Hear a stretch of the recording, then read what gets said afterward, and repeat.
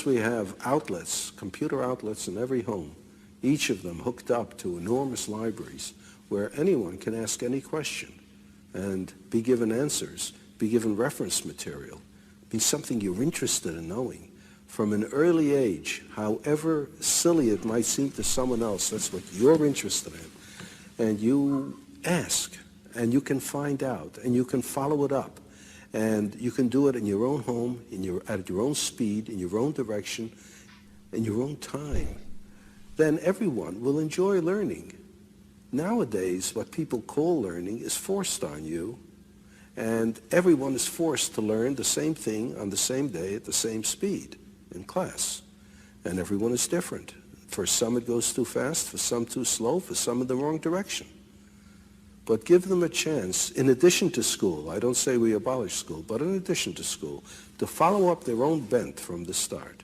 Well, I love the vision, but what about the argument that machines, computers, dehumanize learning? Well, as a matter of fact, it's just the reverse. It seems to me that it's through this machine that for the first time we'll be able to have a one-to-one relationship between information source and information consumer, so to speak. Well, in the old days, you used to have tutors for children. A person who could afford it would hire a pedagogue, a tutor, and he would teach the children, and if he knew his job, he could adapt his teaching to the tastes and abilities of the students, you see. But how many people could afford to hire a pedagogue? Most children went uneducated. Then we reached the point where it's absolutely necessary to educate everybody.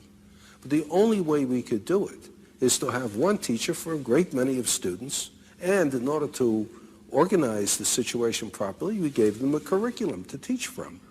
So how many teachers are good at this too? Like in everything else, the number of teachers is far greater than the number of good teachers. So we either have a one-to-one relationship for the very few or a one-to-many relationship for the many. Now there's a possibility of a one-to-one relationship for the many. Everyone can have a teacher in the form of access to the gathered knowledge of the human species. Through the libraries that are connected to the computer. That's right. On my desk in my home. Right. I can sit there and call up, well, what if I want to learn only about baseball? Well, that's all right. You learn all you want about baseball, because the more you learn about baseball, the more you might grow interested in mathematics and try to figure out what they mean by those earned run averages and the batting averages and so on. You might in the end become more interested in math than baseball if you follow your own bent and you're not told. On the other hand, someone who is interested in mathematics may suddenly find himself very enticed by the problem of how you throw a curved ball. And he may find himself engaged in sports physics, so to speak. Well, why not? Why not? But you know, Dr. Asimov, we have such a spotty, in fact, we have such a miserable record in this country of providing, say, poor children, even with good classrooms. And I wonder if our society can ever harness itself to provide everyone, including poor children, with good computers. Perhaps not at the very start, you know.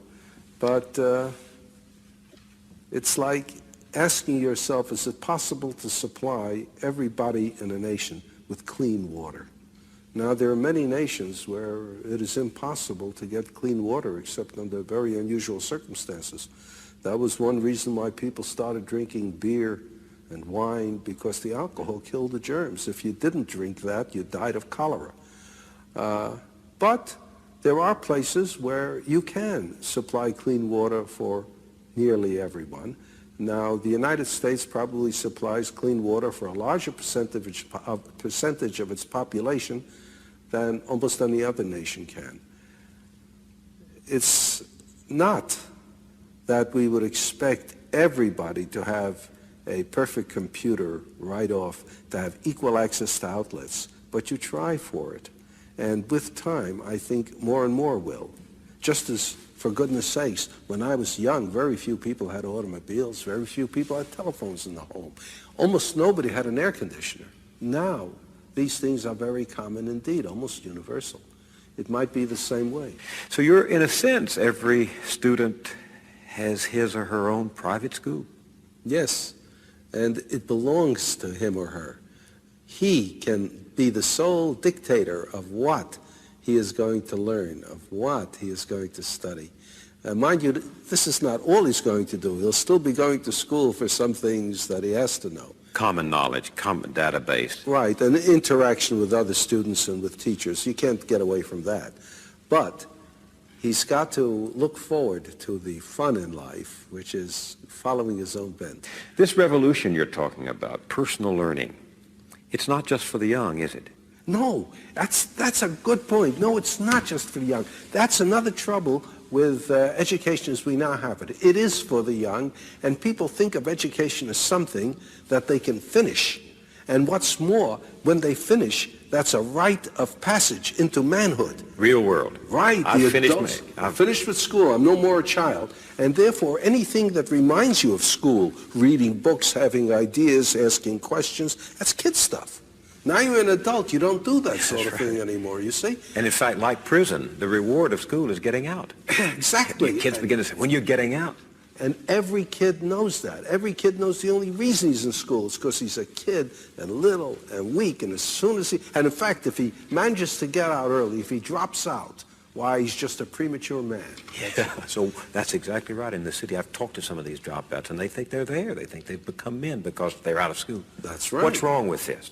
Well, what's wrong with it is you have everybody looking forward to no longer learning, and you make them ashamed afterwards of going back to learning. If you have something like this, then anyone, any age, can learn by himself, can continue to be interested.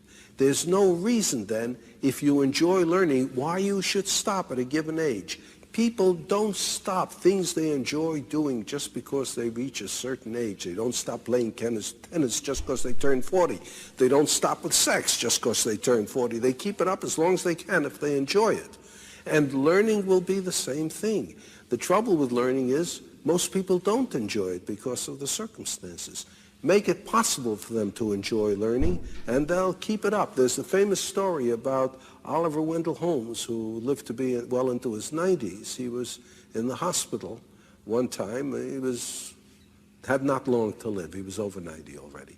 And President Roosevelt came to see him. And there was Oliver Wendell Holmes reading a Greek grammar. And Roosevelt said, "Why are you reading a Greek grammar, Mr. Holmes?" And Mr. Holmes said, "To improve my mind, Mr. President."